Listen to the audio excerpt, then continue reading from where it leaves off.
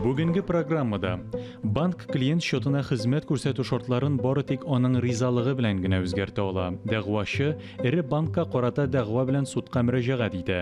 Дәгъвачы банк үзе белән башка шартларда шартнамә төзеде, аннары ул белмәгәндә бу шартларны үз файдасына үзгәртте дип ризасызлык белдерә.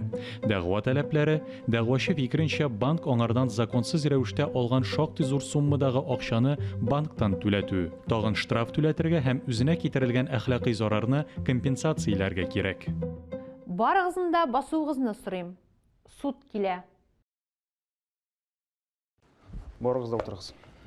Нигезсез байыган өчен 120 мең сум күләмендә акча түләтү турында, шит акчалардан файдаланган өчен процентларны 1144 сум 72 тиен, кулланучы таләпләрен ирекле рәвештә үтәмәгән өчен 60 мең сум неустойка түләтү, 10 мең сум күләмендә әхлакый зарарны компенсацияләү һәм дәүләт пошлинасын түләү чыгымнарын кайтару турында Шавалиева Айгөл Закир кызының бердәмлек ябык акционерлык җәмгыяте банкына карата дәгъвасы буенча граждан эше карала. Сәркәтип, якларның килү турында хәбәр итегез. Процесста катнашучы якларга хәбәр ителде. Алар бүгенге утырышта катнашалар. Суд утырышы беркетмәсе аудиоязма чараларын кулланып алып барыла. Рәхмәт, утырыгыз. Айгөл Закир кызы, Асия Марат кызы, эш судья Нуриев Айназ Гыптаров улы тарафыннан, шулай ук суд утырыш секретаре Шакирзянова Гүзәлия Шаризановна, якларның вакилләре Җалилова Әлфия Рөстәм кызы, Шакирзянова Лилия Җәмил кызы катнашында карала. Күрсәтелгән затлар кире кагылырга мөмкин, я алар үзләренә кире кагарга хокуклы. Сез суд составына ышанасызмы? Кире кагылар юкмы? Кире кагылар юк. Кире кагылар юк. Юклар. Кире кагылар бармы? Юк. Юк. Рәхмәт. Суд эшне асылы буенча карауга күчә. Дәгъвачы үзегезнең дәгъва таләпләрен хуплыйсызмы? Әйе, хуплыйм. Рәхмәт. Җавапчы дәгъваны таныйсызмы? Юк, танымыйм. Аңлашылды. Яклар бәхәсне тыныч юл белән җайга салырга теләмисезме? Юк, теләмибез, хөрмәтле суд. Теләмибез, хөрмәтле суд. Дәгъвачы, сезгә сүз бирелә ул вакытта үз позициягызны аңлатыгыз. Хөрмәтле суд, мин Шавалиева Айгөл Закир кызы. Банкта счет ачарга теләгән идем. Шунда акчасыз исәп-хисаплар ясау өчен счет рекламасын күрдем. Исеме дә бик матур, минем табыш дип атала. Шунда шартлары да миңа бик ошады, бернинди комиссияләр дә юк. Кыскасы, мин рекламага ышандым һәм бу тәкъдимгә тукталдым. Берничә айдан соң бу счетка 3 төрле счеттан акча килде.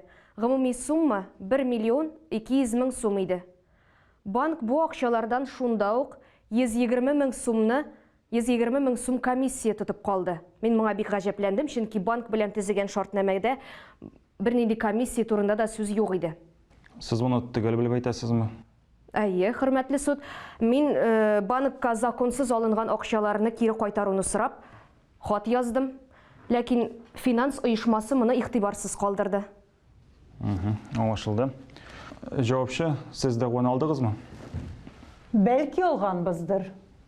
Ничек инде ул бәлки алганбыздыр? Алдыгызмы әллә юкмы? Әйе. Аңлашылды. Дәгъвачы, дәвам итегез. Хөрмәтле суд, комиссия алып калуны мин законсыз дип саныйм, чөнки бу комиссия мин банк белән төзегән шартнамәгә кул куйганнан соң гына гамәлгә кергән тарифлар буенча алынган. Тарифның үзгәрү турында сезгә хәбәр иттеләрме? Юк, тарифны үзгәртү турында миңа беркем дә хәбәр итмәде. Барлык мәгълүматны безнең сайттан укып белеп була. Без бит һәрбер клиентка айрым хат җибәрә алмыйбыз. Намусыгыз юк сезнең. Күпләр сезнең капкаңга ләгәдер. Тик ләгүчеләр мин түгел шул инде. Мине алдай алмассыз. Дәвам итегез. Мин, хөрмәтле суд, беренче тапкыр гына банкта счет ачуым түгел инде.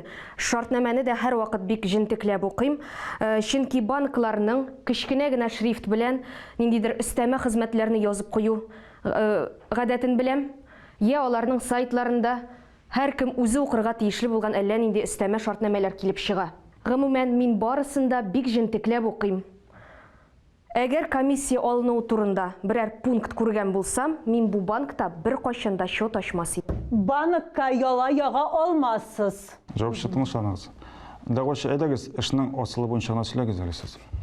Алар миңа җавап бирмәгәч, мин аларның сайтларын өйрәнә башладым, бәлки шунда берәр нәрсә таба алырмын дип уйладым. Шунда инде банкның минем табыш банк счеты буенча тарифларны үзгәртүен күрдем. Карасам, хәзер менә 600 мең сумнан артык акча күчергәндә комиссия, ягъни суммадан процентлар алынып кала икән. Менә шушы үзгәрешләр нигезендә алар минем акчаны алганнар да инде. Аңлашылды. Сездән тагын өстәмәләр бармы? Юк. Айса, утырыгыз. Дәгъвачы вәкиле, сез чыгыш ясыйсызмы? Әйе, хөрмәтле. Рәхмәт итегез. Хөрмәтле суд. Үзебезнең таләпләрне законлы дип саныйбыз. Ышаныч белдерүчем физик затның банк счеты шартнамәсен төзеде. Россия Федерация Граждан кодексының 310 статьясы нигезендә йөкләмәләрне үтәүдән бер яклыгына баш тарту һәм аларның шартларын бер яклыгына үзгәртү рөхсәт ителми дип күрсәтелгән. Шулай ук әлеге статьяның 2нче өлешендә йөкләмәне үтәүдән бер яклыгына баш тарту һәм мондый йөкләмәнең шартларын бер яклыгына үзгәртү шартнамәдә эшкуарлык эшчәнлеген гамәлгә ашырмаган якка гына мөмкин булуы күрсәтелгән. Бу хукук шартнамәдә күрсәтелгән. Әйе, банклар һәм банк эшчәнлеге турындагы федераль закон нигезендә банклар һәм аларның клиентлары арасында мөнәсәбәтләр шартнамәләр нигезендә гамәлгә ашырыла. Әлеге законның 29 статьясы нигезендә кертемнәр буенча процент ставкалары һәм операциялар буенча комиссия түләү кредит оешмасы тарафыннан клиентлар белән килешү буенча билгеләнә. Эш материалыннан күренгәнчә, банк минем табыш счеты буенча тарифларны бер яклы үзгәрткән. Счет хуҗасының ризалыгыннан һәм күрсәтмәсеннән башка гына җавапчы тарафыннан комиссия алынган. Граждан белән шартнамә төзегән вакытта минем табыш счетына акча күчерү буенча операциялар түләүле булмаган. Сездән тагын өстәмәләр бармы? Әлегә бетте, хөрмәтле суд. Рәхмәт, утырыгыз. Җавапчы, сезгә сүз бирелә. Рәхмәт итегез. Мин Билалова Асия Марат кызы. Банк җитәкчесе урынбасары. Әйе, мин җавапчының безнең клиент булуын раслыйм. Әйе, без анан шул кадәр ардык инде. Һаман үзенең таләпләре белән йөри. Шартнамәгә кул куйганчы укырга кирәк. Biz şahitni, dağvaşı şartnamə tüzügən künni işləyən operasyonistni sudqa şaqırtı turunda үтенішнәмә яздıq. Bulğan idi inanda xəllər ol künni. Нинди хәлләр, нәрсә сөйлисез сез? Siz аны үзегез яхшырак беләсездер. Банк счеты шартнамәсе булсынмы ул, банк кертеме турындагы шартнамәме, гражданин банк белән төзегән барлык шартнамәләрдә алдан ук билгеләнгән шартлар белән бер типтагы шартнамәләр алар. Кеше банк белән төзегән шартнамәгә кул куйганда, аны шартнамә шартлары белән таныштыралар. Аларны банк сайтында укырга мөмкин. Димәк, сез клиентны шартнамә шартлары белән таныштырылган икәнлеген раслыйсыз. Әлбәттә, хөрмәтле суд. Банк счетының бер типтагы шартнамәсенең 3нче пунктында банкның клиентка алдан хәбәр итмичә генә күрсәтелүче хезмәтләр составын үзгәртү һәм дистанцион хезмәт күрсәтүдә шикләүләр билгеләү мөмкинлеге күрсәтелгән. Югарыда әйткәнемчә, бездә бер типтагы шартнамә. Банк счеты шартнамәсе шартларынан күренгәнчә, банк счеты буенча операциялар өчен комиссия каралган. 600 мең сумнан артык акча күчергәндә комиссия суммадан процентлар алына. Ягъни, сездә комиссия алмау ул маркетинг алым гына? Юк, нишләп? 600 мең сумга кадәр комиссия юк. Аннан күбрәк сумма булса түләргә кирәк инде. Хәтта Россия Федерациясе Граждан кодексында да клиент үзенең счетындагы акчалар белән операциялар буенча банк хезмәткәре өчен түли диелә. Бу очракта комиссия банкның шартнамә буенча үз бурычларын үтәү өчен кирәкле стандарт гамәлләре өчен түләү булып тора. Біз бит инде үзебезгә зыян китерә алмыйбыз, хөрмәтле суд. Сезнең позиция аңлашылды. Дәвам итегез. Хөрмәтле суд, біз банк клиенты мәҗбүри контроль процедураларын үтәүдән бөтенләй баш тартырга маташа дип саныйбыз.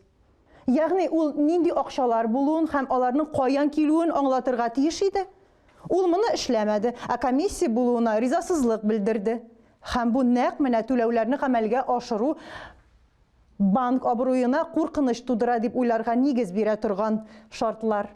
Шуңа күрә без комиссия алып калырга булдык. Хәтта шартнамада күрсәтелмәгән булса да. Сезнең биттеме? Минем бетте, хөрмәтле суд. Хәзер минем вәкилемне чакыруыгызны сорыйм. Рәхмәт. Утырыгыз. Җаваплы вәкиле сезгә сүз бирә.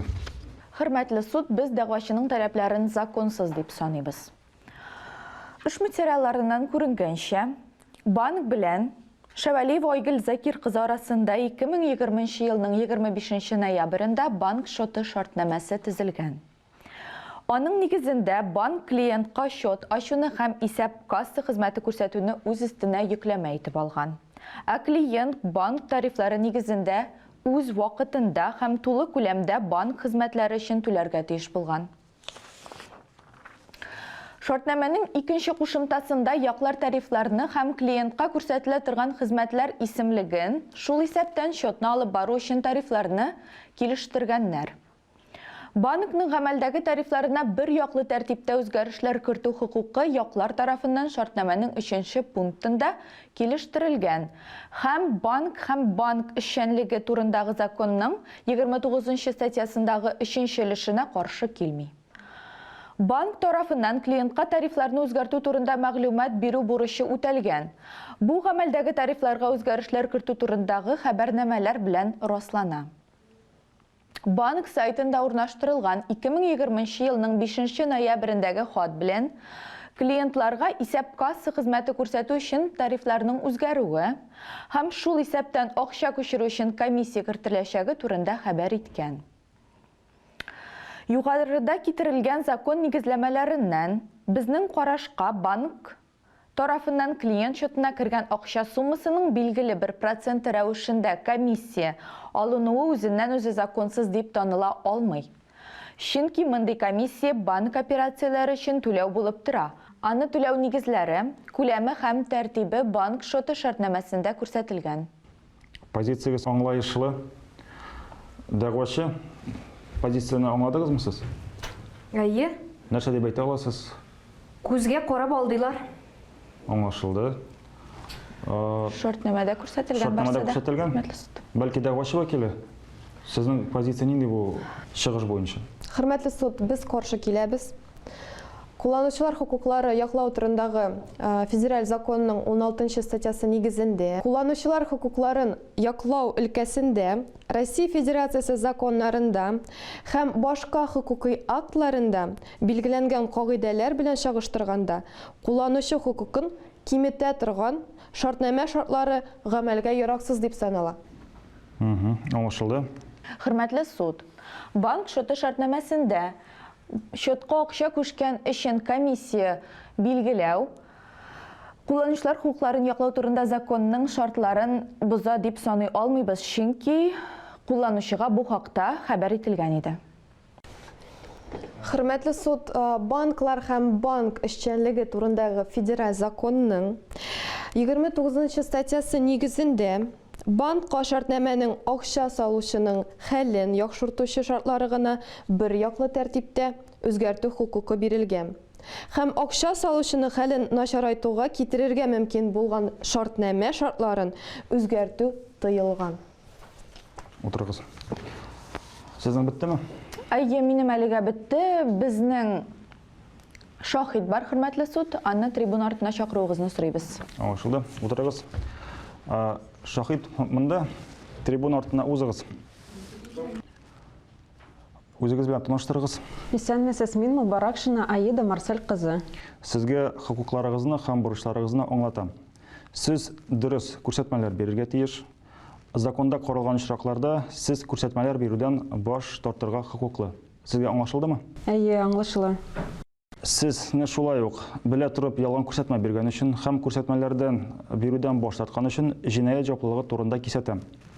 Сезгә җаваплылык турында аңлатма бирүне раслауда кул куюгызны сорыйм. Сәркәтип янына узыгыз.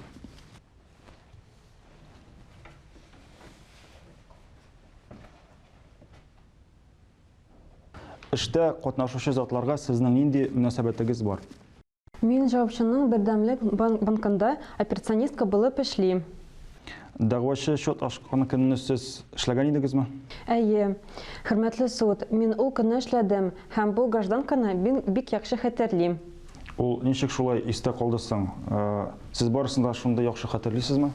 Юк, барысында түгел. Әмма ул аеруча шатланган, канатланган иде. Ул миңа әйткәне, аңа бик күп акча килергә тиеше. Шуңа күрә счетны тиз генә ачтырды. Хәтта укымады да. Тарифлар турында барысын да беләм, барысы беләм килешәм диде ул.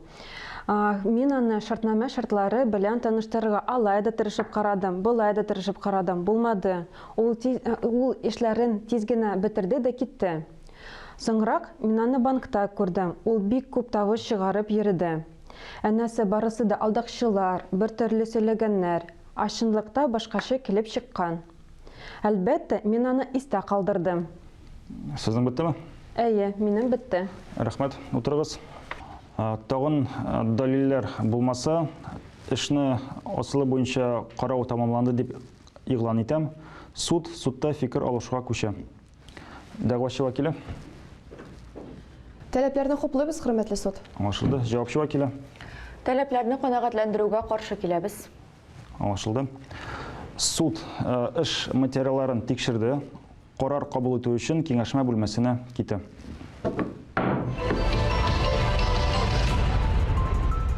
Барыгызны басуыгызны сорыйм. Суд килә. Россия Федерациясе исеме белән карар игълан ителә. Нигезсез байыган өчен 120 мең сум күләмендә акча түләтү турында 1144 сум 72 тиен шит акчалардан файдаланган өчен процентларны, кулланучы таләпләрен ирекле рәвештә үтәмәгән өчен 60 мең сум неустойка түләтү, 10 мең сум күләмендә әхлакый зарарны компенсацияләү турында Шавалиева Айгөл Закир кызының Бердәмлек ябык акционерлык җәмгыяте банкына карата дәгъвасын өлешчә канәгатьләндерергә. Бердәмлек ябык акционерлык җәмгыяте банкыннан Шавалиева Айгөл Закир кызы файдасына нигезсез байыган өчен 120 мең сум күләмендә акча, кулланучы таләпләрен ирекле рәвештә үтәмәгән өчен 60 мең сум неустойка, әхлакый зарарны компенсацияләү өчен 1000 сум күләмендә акча түләттерергә. Суд карарына яклар тарафыннан апелляция тәртибендә карар чыгарган суд аша бер ай эчендә шикаят бирелергә мөмкин. Яклар, сезгә суд карары аңлашылдымы? Әйе, аңлашылды. Әйе. Шуның белән процесс тәмам. Кулланучылар шартнама төзер алдыннан аны җентекләп өйрәнергә тиеш. Чөнки имзаланган шартнама шартлары үз көченә керә. Ләкин законда каралган очракларда, ягъни кулланучылар хокукын яклау турындагы законының 16 статьясы нигезендә кулланучы хокукын киметә торган шартнама шартлары гамәлгә яраксыз дип таныла.